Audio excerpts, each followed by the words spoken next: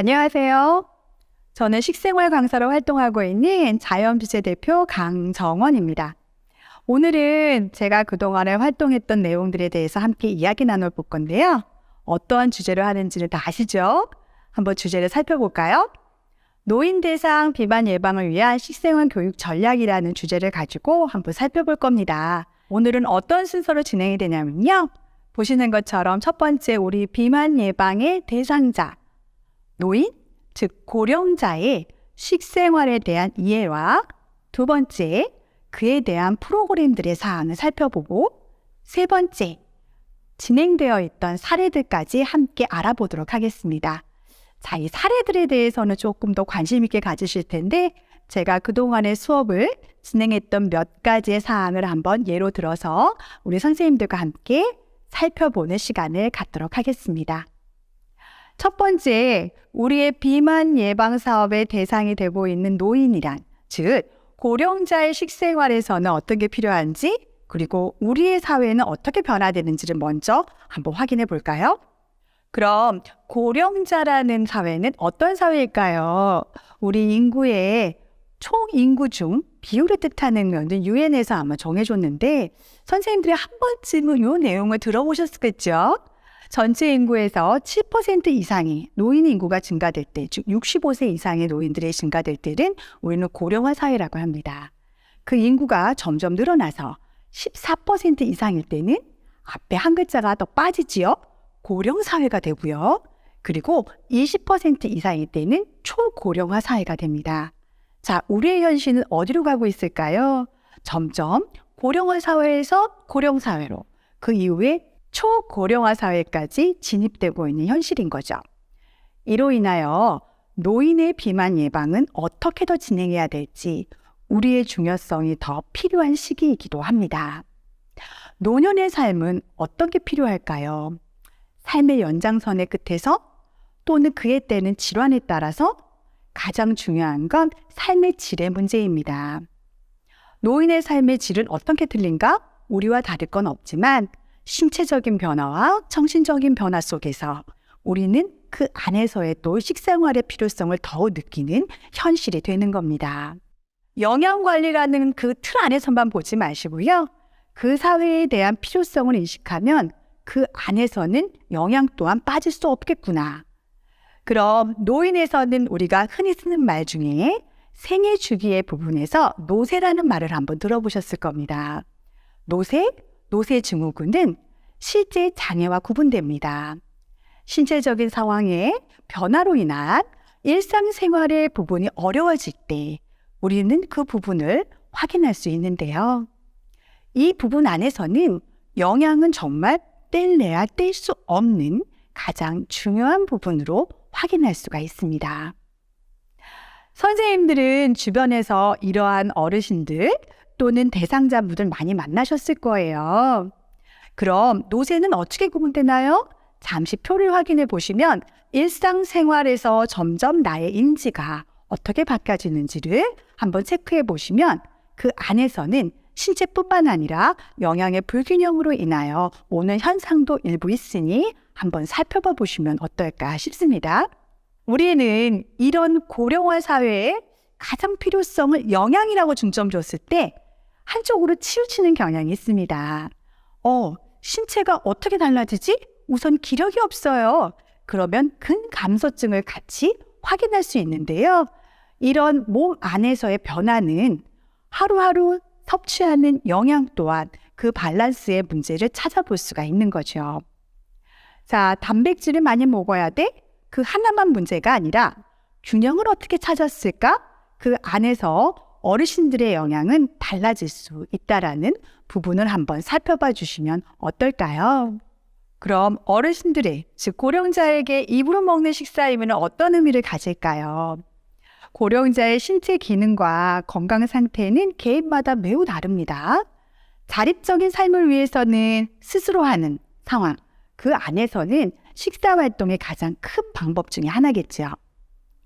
우리의 건강 상태는 나는, 너는, 나의 섭식 기능은, 너의 섭식 기능은 다른 것처럼 어르신들도 똑같은 연령대에도 다 다를 수 있다는 거죠. 입으로 먹는 식사, 그 행위가 가벼운 것이 아니라 살아갈 나의 의욕을 부여하며 자립적인 일상생활을 가능하게 하는 가장 큰 원동력이 된다는 걸 함께 이해해 보시면 어떨까요? 적절한 영양 섭취는 영양 부족 현상도 예방하지만 의외로 함께 섭취하고 있는 약물 치료와 부작용도 줄이는데 가장 도움이 되는 방법 중에 하나입니다. 먹는 동작, 활동, 사람들과의 교류, 그 또한 모두 삶의 질에 가장 중요한 의미라는 걸 다시 한번 되새겨 주셨으면 좋겠네요. 고령자들, 특히 나는, 너는, 아니 우리 주변에 있는 어르신들의 영양 상태를 한번 살펴볼까요? 도표에서 보듯이 스스로가 나의 영양이 부족하다는 것을 표시하는 지표인데요. 생각보다 나의 영양에 대해서 나는 좀 부족해요 라고 하시는 분들이 많다라는 거 이 표를 보면 알 수 있습니다. 나는 부족한데 어떻게 할지 모르는 방법들을 우리가 함께 제시하고 함께 따라주기를 바라는 많은 지역의 어르신들이 계실 건데요. 선생님들도 이 표를 이해하시면 스스로도 많이 느끼고 계시는구나 라는 걸 함께 인지할 수 있을 겁니다. 영양소별은 또 어떨까요? 그 안에서는 모두가 다 잘 드시는 거 아니지만 식사는 하셨나요? 그러면 식사는 하셨대요. 그 식사 안에는 우리는 모든 걸 다 포함하지만 어르신들은 그냥 행위에만 치우칠 수도 있다는 거죠. 자, 영양소별로 섭취를 구분해 봤을 때 가장 부족한 상황을 순서대로 나열해 봤습니다. 우리 선생님들 이해가 되시죠? 이런 것들을 위주로 하면은 좀 더 프로그램을 짤 때 고려할 수 있겠구나 이렇게 살펴보시면 어떨까요? 그리고 본인 스스로도 이 인지가 필요하기 때문에 간단한 자가진단표 정도를 함께 활용하시는 것, 현장에서 잘하고 계시는 그 방법 또한 다시 한번 격려해드리고 독려해드릴 수 있는 방법 중에 하나입니다. 영양소별 섭취, 그럼 저와 함께 부족할 수 있는 것, 또 그 안에는 과잉된 것도 있어요. 어떤 게 있죠? 한번 살펴보죠. 우선 에너지 상태가 부족하신 분도 생각보다 많습니다. 과잉만 있는 게 아니군요. 네, 현장에 직접 찾아가는 교육을 하거나 또 어르신들이 한 분 한 분 상황을 살펴보고 개인 상담을 해드릴 때 가장 많이 느끼는 것 중에 하나가 생각보다 에너지 섭취율이 상당히 부족한 분들이 많다라는 거죠. 힘든 상황, 경제적인 여건 상황, 신체적인 여건 상황들도 하나의 일부가 될 수 있지만 이 또한 우리가 함께 이끌어 나갈 하나의 방법이니 첫 번째 고려할 사항 중에 하나고요. 두 번째로는 바로 칼슘과 비타민의 부족이 가장 큰 원인 중에 하나가 됩니다. 우리의 뼈의 신체로 한 번에 나타날 수 있는 몸의 반응들이죠. 나이가 들수록 이 부분이 정말 힘들어져서 때로는 교육을 받고 싶어도 못 나오시는 어르신도 계실 수 있어요. 이런 부분을 어떻게 영양 섭취를 고려하는 것에 편중할 수 있을까를 고려하신다면 그 또한 현장에 계신 분들한테 많은 도움이 되실 건데 하지만 부족만 있는 건 아니에요. 과잉 또한 무엇인지를 식사요법이나 식사일지에서 많이 나타날 수 있는데 섭취하는 영양소별 구분을 봤더니 바로 나트륨 과잉이 가장 큰 원인이 되었다는 거죠. 나트륨? 짜게 먹는 식습관이 원인이 되겠구나. 이거를 보신다면 어르신의 식습관이 어떻게 다른지 잠시 판단할 수 있는 여건이 되실 겁니다. 그러면 선생님 이 안에서 우리가 방향을 잡으면 되겠네요. 네, 그 방향 안에서도 우리는 길라잡이가 될 수 있다라는 것도 하나의 방편이 될 겁니다. 이 표는요, 조금 하루 섭취를 매일 한 분 한 분씩 다 여쭤볼 수 없다면 이렇게 진행해 보시면 어떨까 해서 한번 참고해 보시라고 표를 올렸고요. 실제 통계 자료에서 많이 보여드듯이 인지할 수 있는 기능이 되실 땐 표시가 되지만 힘들다면 자문자답이 어렵다면 한 분씩 확인하면서 그 부분의 실태 조사를 하시는 경우도 종종 있으실 거예요. 그 부분을 좀 더 편리하게 5가지의 영양소뿐만 아니라 골고루 안에서 어떠한 식사 형태를 유지하고 계시는지도 한번 살펴볼 상황 중에 하나가 될 것입니다. 자, 그럼 식생활의 이해가 됐으니 이래서 고령자에게 영양 섭취는 정말 필요하겠구나. 에너지 섭취가 부족한 거, 그 보충식을 어떻게 해야 될 것이며 그 안에서 부족한 영양소의 밸런스를 어떻게 맞춰주실 거며 또 편중되어 있는 나트륨의 과잉은 어떻게 고민해야 될까? 저 또한 함께 고민하고 있는 사항 중에 하나인데요. 그래서 우리는 이러한 방향으로 다양한 프로그램을 진행하고자 합니다. 저는 어르신 교육, 노령자 교육을 크게 세 가지로 구분을 하는데 한 가지는 첫 번째 제가 소개해드린 상황은 다 아시지만 만성질환자와 관련된 교육 안에서도 고령자 사업의 교육이 들어갑니다. 제가 심리지원단 영양교육 강사이기 때문에 그 안에서는 주로 우리 고담 수업 많이 들어보셨지요? 고담 수업과 관련된 질환 예방으로 영양사 선생님, 간호사 선생님, 운동 선생님과 함께 질환을 함께 알아가고 개선하기 위해서 노력해가는 방향이 하나 있고요.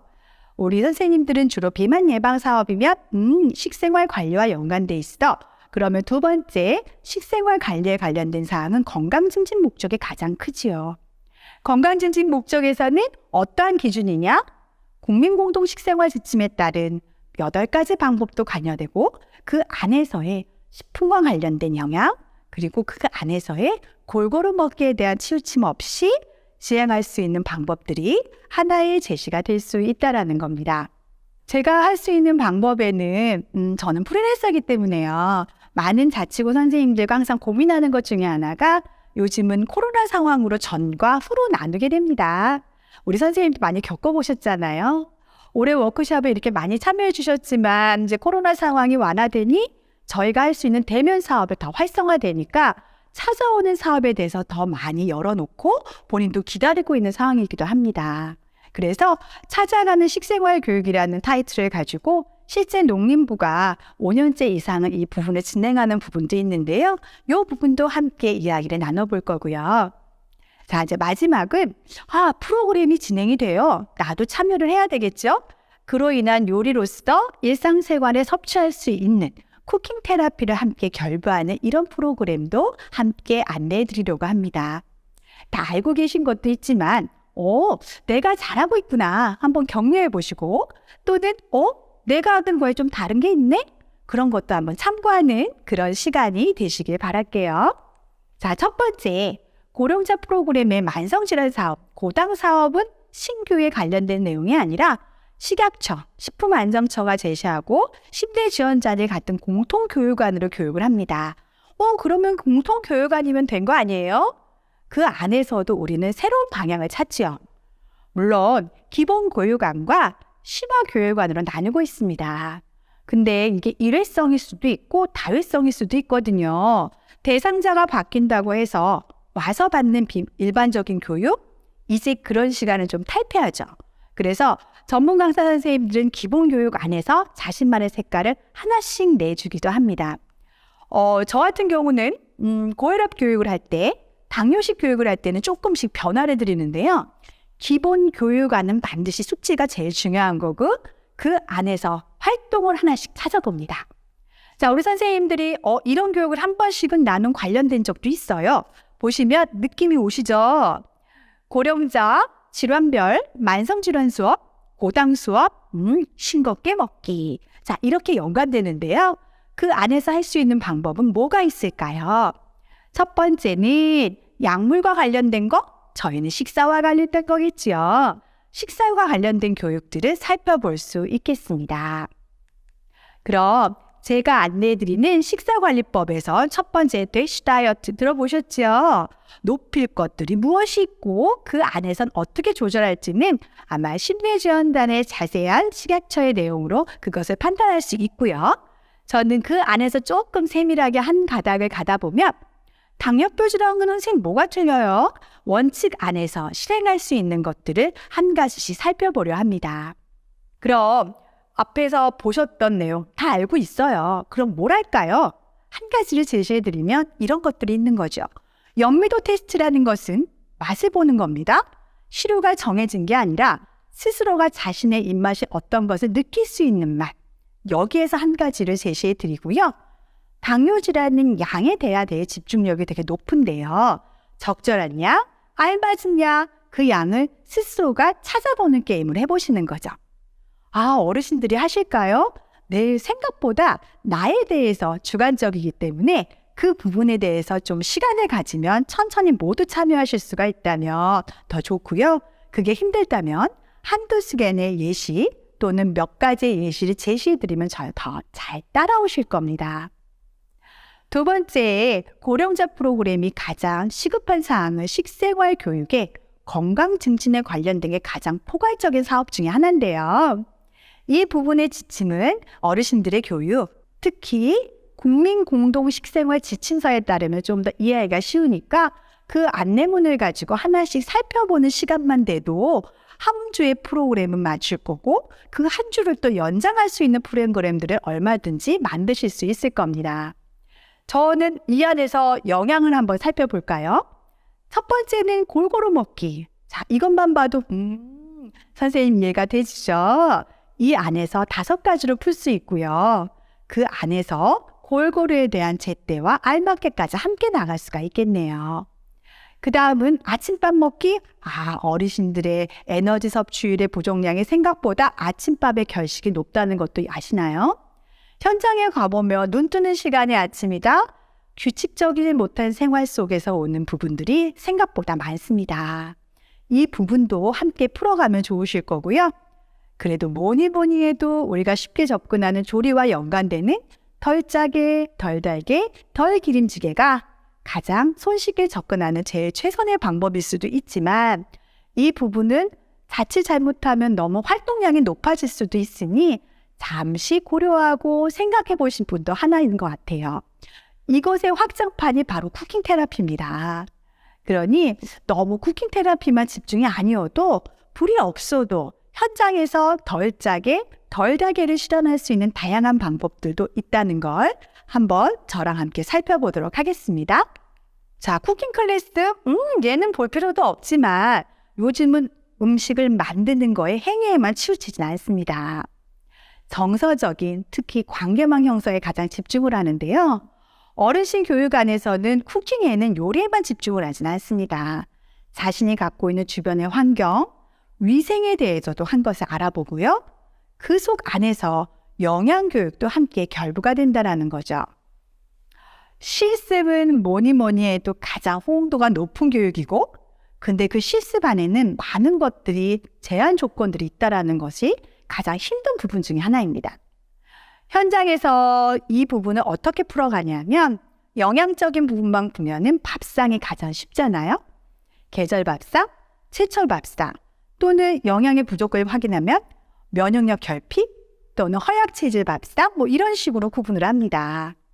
너무 하나의 단어의 편중이 아니라 이 단어 안에 모든 것을 함께 어우르고 있다. 그리고 우리의 결국의 목표는 건강 증진의 향상이다 라고 생각하시면 하나의 목표 안에서 모두가 다 마무리가 되실 건데요. 그래도 요리 활동을 선생님 아직은 겁나지 않을까요? 물어보시면 저도 제 활동상이 10년 이상 강의를 하면서 이런 중간에 변화된 상황은 참 힘들었던 것 같아요. 근데 그 안에서도 새로운 방법은 나오더라고요. 코로나 상황의 전과 후가 달라진 거는 온라인 수업이 많아지지만 어르신들도 온라인 수업에 함께 참여하는 수업 농도가 높아졌고 그 안에서는 새로운 생각의 꾸러미가 발생했습니다. 꾸러미? 그게 뭔가요? 네, 가정과 연계해서 할 수 있는 식재료 꾸러미들의 작은 소품 하나여도 집과 연계해서 스스로 자립의 연계성을 함께 보신다는 거죠.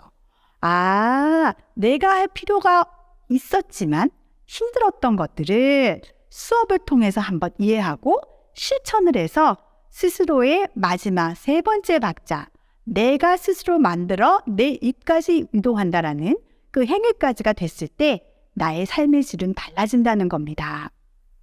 어찌 보면 아니 선생님, 현장에선 그렇지 못한 어르신도 많아요. 맞습니다. 모든 신체적인 조건이 다 똑같은 건 아니신데요. 그렇게 가능하신 나이대가 있고 또 활동이 가능한 부분을 구분한다면 노인 영양, 특히 고령자 식생활 교육의 단계별 구분을 이렇게 나눌 수 있겠구나라는 가장 기본 틀이 아마 좀 잡히시지 않을까 싶습니다. 아무리 말로 해도 이거는 현장에서 보는 게 되게 중요하잖아요. 그래서 제가 몇 가지 사항 중에 사례를 함께 안내해 드리려고 합니다. 첫 번째 요 그림을 딱 보는 순간 교육장이잖아요. 네, 얘는 심리지원자의 고당 수업 중에 하나입니다. 이 수업에서는 정규 프로그램이다 보니까 심화된 교육, 기본 교육 다 프로그램의 기본안을 가지고 있는데요. 그 안에서 우리 구만의, 나만의, 우리 지역만의 차이점을 하나씩 새겨보는 거죠. 기본 틀 안에서는 나의 밥상은 어떤가 한번 그려보고 살펴보고 체크해본 거, 그리고 아까 연미도도 획일화된 연미도가 아니라 내 입맛에 다른 것을 한번 직접 실험해보고 간도 맞춰봐서 염도계로 측정해본다면 어떤 것들이 다르게 있겠구나. 생각보다 현장에서 되게 즐거워하세요. 소금에 간이 이렇게 많이 들어가야 이 간이 돼요? 내 입맛이 여기에 맞는데 스스로 느끼셔야지 자꾸 고집만 피우셔서는 안 되기 때문에 현장에서 이런 실습들이 생각보다 호응도가 높습니다. 그리고 어르신들은 집중도가 많이 힘드시잖아요. 그러니 집중 중간에 실습을 한 가지씩 두 가지씩 연계하면 어느덧 40-50분 수업이 금방 지나가서 마지막에는 끝났어요? 라고 물어보시기도 한답니다. 근데 책만 보고 읽기만 하면 너무 어렵잖아요. 몇 번의 반복적인 학습도 필요하지만 활동의 하나는 여러 가지 경험치 그 어떤 것보다 각인될 수 있는 방법 중에 하나니까 다 한번 알고 계시는 방법 중에 써보시면 어떨까요? 자, 두 번째는요. 이 프로그램은 고령자의 65세 이상의 관련 중에서도 요즘은 노인의 나이대가 달라진다는 거 아시죠? 그래서 중장년층을 대상한 요리교실을 한번 살펴보려고 합니다. 몇 년째 계속 진행하고 있는 한 자치구 프로그램인데요. 제가 실제 쿠킹 클래스의 신중년 요리교실 프로그램 중에 하나입니다. 교육안은 식약처가 제시하고 있는 신중년의 식사에 대한 관리를 가지고 그 안에서 식사요법을 살펴보는 것 중에 하나인데요. 자, 우리가 생각보다 만족도의 비율은 어떻게 틀린가를 보면 나는 스스로 만족하고 있나? 아까 노인분들도 그렇지만 중장년층, 즉 65세 전후분들은 더 특히 이 부분이 다르시거든요. 이제 나의 건강을 뒤돌아보니 나에 대해서 너무 소홀했네요. 나는 이제 나를 채우고 싶어요. 그래서 스스로 자립해서 오는 많은 분들이 계시거든요. 연령대가 마치 65세가 아니라 현장에 가면 70세 넘으신 활동이 가능한 우리 어르신도 다 계신답니다. 그럼 이 교육은 무엇의 일환으로 될 수 있을까요? 질환 예방? 질환 식사? 예보다는요. 우리가 앞에서 공동 식생활 지침에 봤던 영양과 관련된 체크 항목을 자세히 보시는 것도 하나의 일원인데 저희는 처방과 관련된 치료법 아니라 예방과 관련된 식사요법으로 함께 살펴보는 것이 좀 더 접근하기 쉬우실 겁니다. 그럼 세밀한 사항은 이런 세부 사항인데요. 제가 4차시로 진행이 되었고 그 4차시 안에는 골고루 먹기와 저염 실천과 가족과 함께하는 연계까지 함께 진행된 프로그램 중에 하나였습니다. 그럼 이곳은 요리니까 선생님 저희는 그런 건 못해요. 생각보다 요리시설은 없는 곳이었어요. 요리시설이 없는 곳에선 다행히 감사하게 싱크대 하나는 있었답니다. 근데 싱크대도 없는 곳도 있답니다. 우리는 그 안에서 사업의 방향을 찾는 건데요. 그림에 보시면 어떠세요? 되게 시설이 좋아 보이시죠? 다행히 최신 시설이긴 하셨으나 이게 바로 작년 교육안입니다. 작년에는 코로나가 아직 완화가 덜 된 하반기 상황에 조금 안전수칙을 지켜가면서 했던 상황인데 모두가 불을 쓸 수 있는 상황은 아니었지만 불을 쓰지 않는 상황에서도 우리는 그 방법을 찾는 거죠. 자, 얘는 사진을 보니까 어떠세요? 계절이 좀 어느 계절일까요? 네, 여름입니다. 여름에 제가 시행했던 사항인데요. 여름에 어떠한 식자재를 살펴볼까? 건강밥상이던 제철밥상 또는 저염식에 대한 부분으로 풀었고요. 그 속에서 식재료의 탐색과 그리고 식재료의 활용도에서 보시는 것처럼 여름 식재료인 토마토, 가지, 오이 등을 활용해서 한상 차림, 요리 교실을 시행할 사항입니다. 요리라고 해서 꼭 불이 없어도 되는군요. 네, 대신 준비하는 사람이 좀 힘들지만 대상자들의 만족도는 상당히 높은 케이스 중에 하나고요.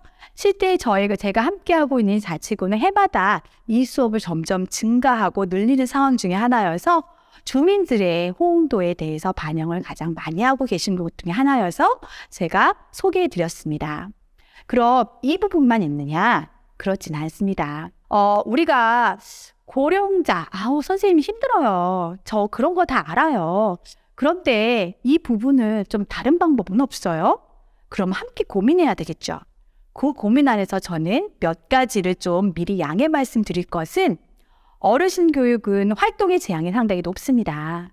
그래서 넓은 곳, 그리고 교육 상태가 주변의 상태를 많이 인지하거든요. 그래서 편안한 장소, 이런 것도 참 생각을 많이 해야 되는데요. 많은 인원수보다 소수의 인원으로 그 환경을 만들어주시는 거, 이게 제일 필요할 것 같고요. 그리고 두 번째는 영양교육이 자문과 관련된 프린트물 또는 그리고 일시적인 교육이 진행이 될 때에는 글자 수, 활자 수에도 약간 집중해 주시면 좀 좋을 것 같아요. 많은 유인물보다는 한 가지 유인물에 활동으로 연계되면 그 또한 어르신들의 실천의 의지가 돋보일 수가 있을 것 같습니다. 그리고 세 번째는요, 내가 무엇을 하고 있어요 라는 목소리가 필요해요. 어르신들이 그냥 나 듣고 가요가 아니라 나 오늘 뭐 했어요. 그러면 뭘 쓰거나 뭐를 활동하거나 거기에 대한 소감을 발표해서 요즘은 관계망 형성에도 되게 집중을 하거든요. 코로나 상황이 사실은 현장에도 많이 못 가고 그리고 부족한 부분들을 이러한 부분이 이제 해소 방향의 관계망 형성인데요.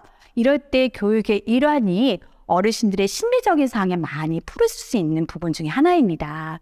그래서 선생님들이 이분들의 마음을 한 소리 들어줬을 때 그것만으로도 실천할 수 있는 하나가 방법이 될 수 있으니 자신의 목소리를 낼 수 있는 시간을 좀 충분히 주셨으면 좋겠습니다. 그리고 네 번째는요. 마지막은 한 가지라도 거기에 목적을 두셨으면 세네 가지에 크게 집중을 안 하셨으면 좋겠어요. 성인교육은 사실은 많은 타이틀을 가져가서 많은 사람들과 미팅을 하면서 우리 선생님들과 얘기할 때 제일 좋아하는 기본으로 세네 가지를 원하세요. 근데 어르신 교육이 대부분 많이 편중되어 있는 선생님들은 제 말을 다 듣고는 같이 눈을 맞추죠. 선생님 이 중에 우리 한 가지만 합시다. 그것만이어도 충분한 시간 안에 할 수 있기는 어려운 부분이 많단답니다. 그러면 이 어려운 부분은 그때그때 다른 상황, 그리고 우리 현장에 적은 상황, 이런 부분을 고려하셔서 많은 제시보다 한 가지를 세밀하게 보는 방법, 그 또한 살펴봐 주실 부분 중에 하나가 아닐까 생각이 듭니다. 자, 너무 제 말이 길어질 수도 있는데요. 그럼 반대로 어르신들은 어떨까요? 교육이 길은 걸 원하지 않으세요. 그래서 영양교육은 영양만 떠들어야 돼 아니라 그 영양 안에서 무엇을 할 수 있어? 좀 쪼개보면 어떨까요? 시간을 길게 잡지 않는다? 1시간이 아니라 40분, 보통 내외 40분 전후로 잡습니다. 40분에서 50분 사이 교육은 많이 마치는데요. 그에서 이론을 보는 거는 한 15분, 20분이 되고요. 활동을 하는 것이 15분, 20분이 배정이 됩니다. 그럼 나머지 10분은 아까 자신의 목소리를 서로가 나누는 관계망 형성까지 되면 어느덧 50분 수업이 다 완료가 될 때가 많다랍니다. 그래서 너무 긴 시간보다는 현장에 맞게, 어르신의 연령에 맞게, 그리고 인지 상태에 맞게 잘하고 계시는 분들은 이 부분을 한 번 더 올해, 또 새롭게 시작하는 올해의 상황은 예전과는 또 다른 상황들이 많이 돌발 상황들이 있을 거예요. 그 부분을 충분히 우리 선생님들 잘 극복해 주실 거니까 저도 우리 선생님들과 함께 그 부분을 따라가도록 하겠습니다. 내용이 어떻게 보면 선생님 다 아는 건데 네, 아는 부분도 저도 가끔 잊어먹더라고요. 이 부분은 저는 좀 부족한 부분도 많이 있어요. 선생님들한테 서로에게 워크숍은 내 부분을 나누기도 하고 내 부족한 부분을 누군가 일깨워줘서 새롭게 개선이 돼가는 거죠. 하지만 우리가 모두 다 누구를 대상으로 하는 거죠? 함께하는 우리 교육자, 대상자라는 것만 잊지 않으신다면 그 어떠한 방법의 교육안도 전달이 될 거라 생각이 듭니다. 어찌 보면은 저에게 감사한 시간인 이 시간이 함께 뵙지 못해서 좀 마음으로 좀 무거운 시간이 됐는데요. 더 필요한 사항들은 제가 도와드릴 수 있는 사항이 되실 때 현장에 달려가 그 부분을 함께 해결하는 그러한 식생활 강사로 선생님한테 한 발짝 다가가도록 하겠습니다. 온라인으로 이렇게 말씀을 전하게 돼서 먼저 송구스러운 마음도 있지만 오늘 한 가지만은 함께하는 그 마음을 잊지 않고 올해의 방향을 제시하시면 우리 선생님들 교육 그 무엇보다도 다 뜻깊고 빛나는 교육 하나하나가 되지 않을까 싶습니다. 항상 응원드리며 제 강의는 여기서 마치도록 하겠습니다. 고맙습니다.